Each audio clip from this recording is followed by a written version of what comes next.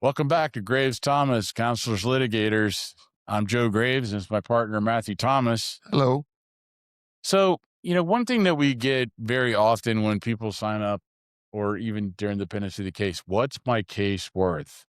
Dun, dun, dun. Dun, dun, dun. That's the big question. I think it's on a lot of people's minds. Yeah. I know that you can look out on the internet and there's these case value generators, which are hogwash. Um, there's a lot that goes into evaluation of a case. It's not something that a computer can do. It takes independent judgment of a lawyer based on several things. One, we have access to jury verdicts. So we know that we can look at a case and, that has similar injuries, similar arguments, similar issues, and we can see how jurors, handle those cases, how they decide on those particular issues, and then what kind of damages they, award on those cases. We've been doing this. This firm's been around 21 years.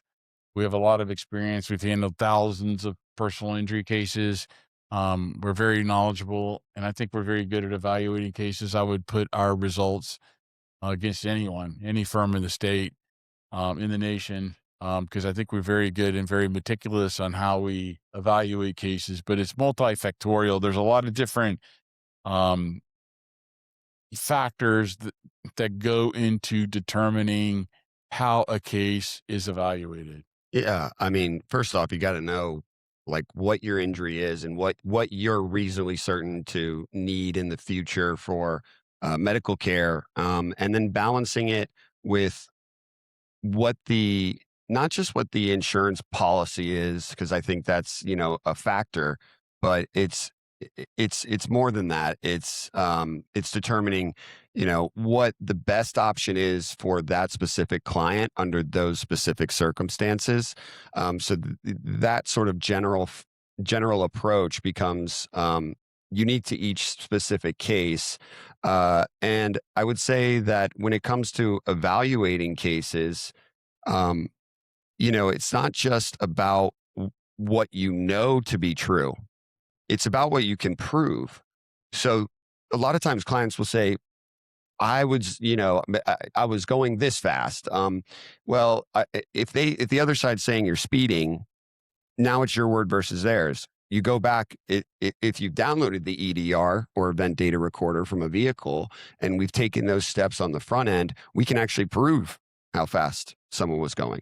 So that slight change of just someone saying about a speed versus actually having objective evidence to show it will change the value of that case. It can have an impact. And so those types of little things that you have to be ready for and anticipate can impact the value a lot. Because again, it's not about what you know to be true. It's about what you can prove.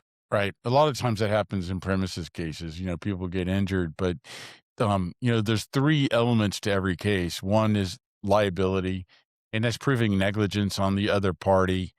Whether it's a motor vehicle accident, whether it's a slip and fall, whether it's a construction accident, motorcycle accident, truck accident.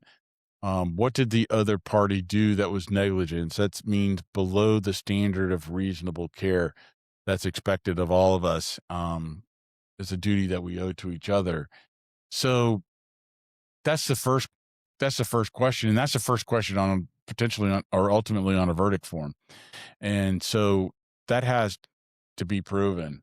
A lot of people focus on their injuries and their damages and how they're hurting. And I'm very sympathetic to that. But as a lawyer, we have to understand how that happens. So in premises cases, that can be somewhat problematic at times, given the case law and how the case law has evolved in that. And so we have to take a hard look at that. So that affects your damages. If there's any comparative fault, then your damages get reduced by whatever percentage comparative fault there is. That means that if the jury determines that you're 10%, 25% at fault, that reduces your ultimate award by 10 to 25%, whatever amount that is that you're found at fault, unless it's 51, and then there's no claim because the law's changed. So that's the first factor. The second is causation, and then damages. So causation is just, what we can prove, um, what damages were actually caused or approximately caused by the negligent act of the other person. In other words, what injuries did you receive that we can directly attribute to this accident, whether it's a fall or trucking accident, motorcycle accident, car accident, whatnot.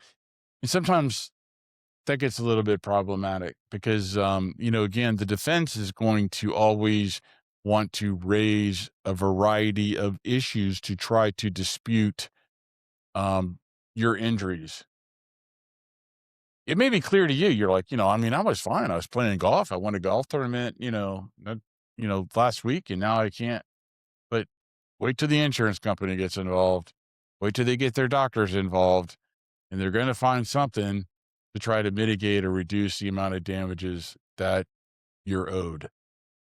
Yeah, I mean, medicine's it's a complex thing. That's why, it's not easy to be a doctor. And so, what doctors you see and how they're going to testify and what they're able to obviously correlate to a specific event is going to heavily impact the value of a case. Um, and so, there's just multiple factors beyond just what the injury is that go into evaluating a case and determining what the best option is for that client in those circumstances. If a client, doesn't want to spend 3 years in litigation and risk going to a jury trial, well, that can, impact the value. And so those are just factors that have to be considered. And that's why we counsel people on a daily basis about value. So if we look at the damages, they're basically categorized into two different categories. Economic damages, think about like out of your pocket, and non-economic, which we'll talk in a minute about, but more like, pain and suffering, which we've all read about. But let's talk about economic. So when you determine the value of your case, I mean, there's questions like, well, is my injury going to keep me from being able to work? Um, and if I can't work, then what's the value of those damages? If you're in an accident, you can't work, at the beginning of the case, you're not going to know how long you can't work. I mean, you're going to have to see and determine how long you can't work. And also, if there's a loss of earning potential, say for instance, um, you have an injury, how it would affect your ability to earn money. I think the greatest analogy I heard is like, I may have an accident, have my pinky amputated. Well, as a lawyer, I could continue to work, but if I was a concert pianist, that would have a huge impact. So those are things that have to be determined to determine, what your loss of capacity to earn and what your loss, is past, and then what your loss of capacity to earn in the future, and then medical bills, which you don't know in the beginning of a case. You don't know how much money your medical bills are going to be, or how much, your insurance is going to cover, or whether you have insurance or PIP, and how much it's going to be incurred after your PIP exhausts, etc. Um, and then for your future medical bills.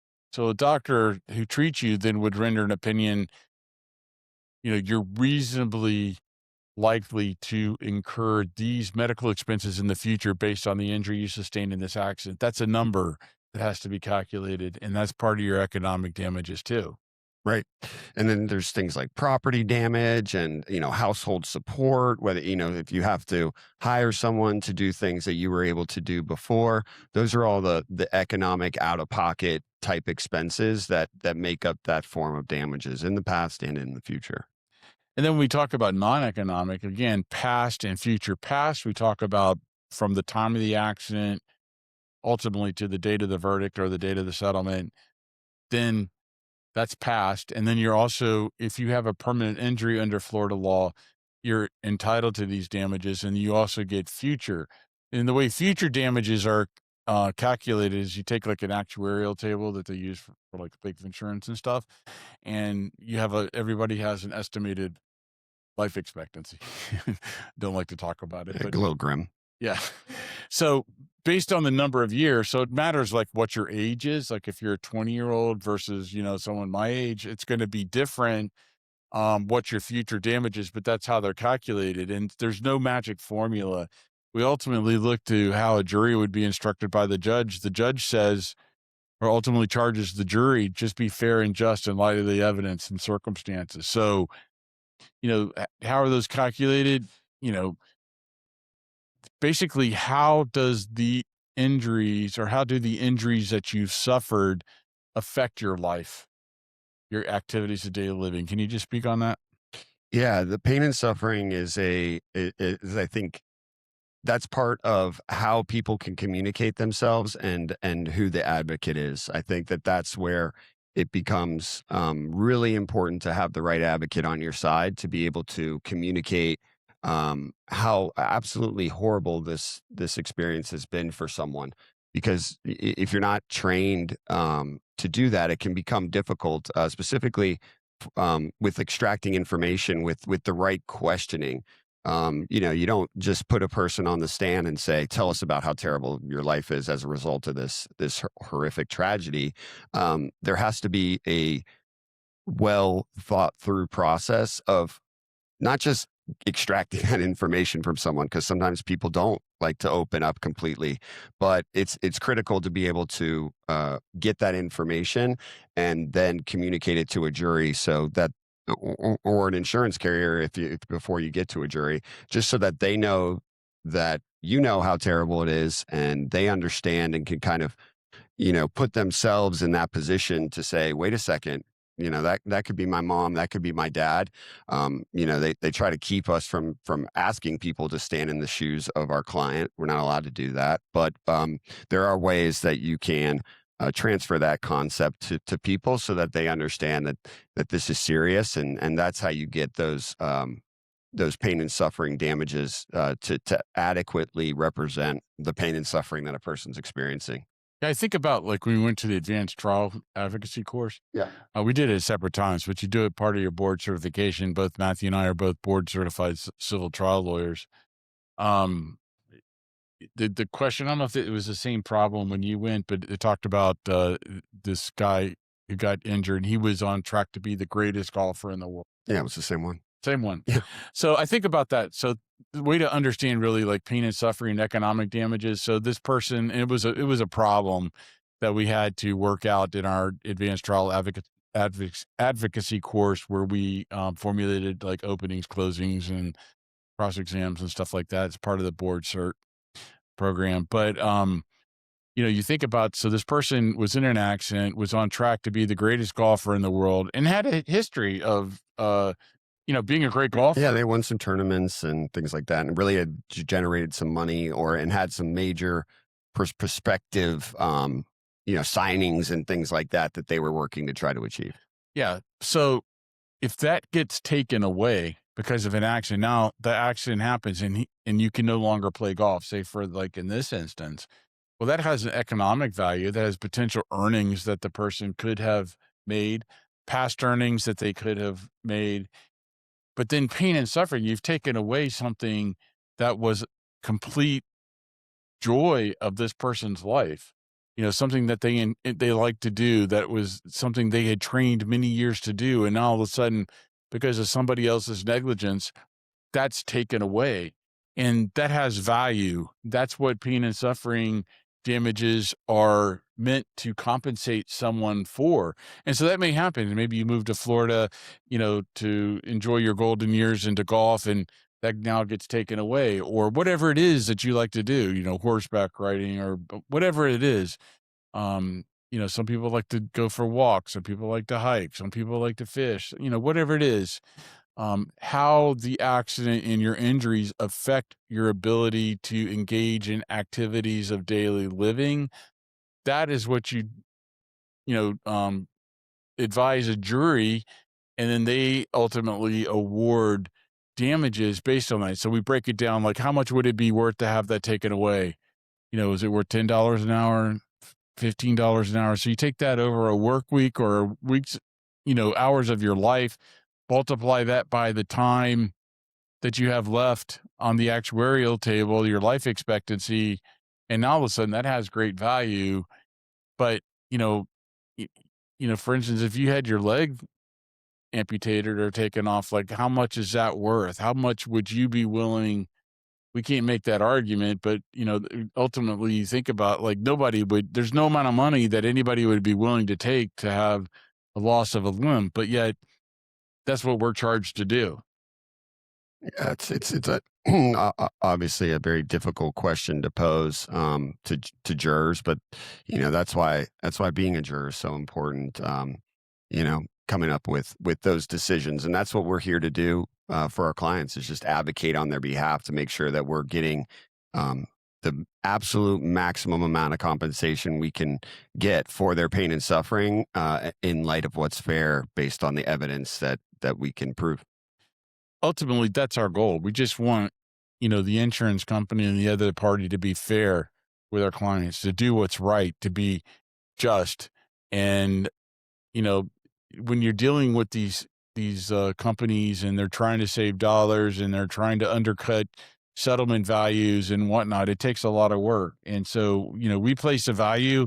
If we can get that resolved at pre-suit without having to go to court, out of go into litigation, great. Better Yes. for the client.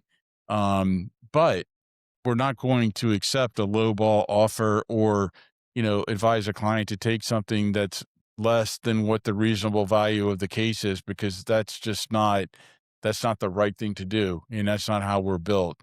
So if someone's telling you the value of your case in the beginning or right after an accident, I hope after listening to this, you would understand it's impossible for anyone to know that. And if someone's telling you that, that just isn't true. It's takes a lot of work up and it takes a lot of knowledge and skill and research to really put it all together to evaluate what a case is worth in our practice. I hope this was informative. Thank you for listening. See you next time. See you next time.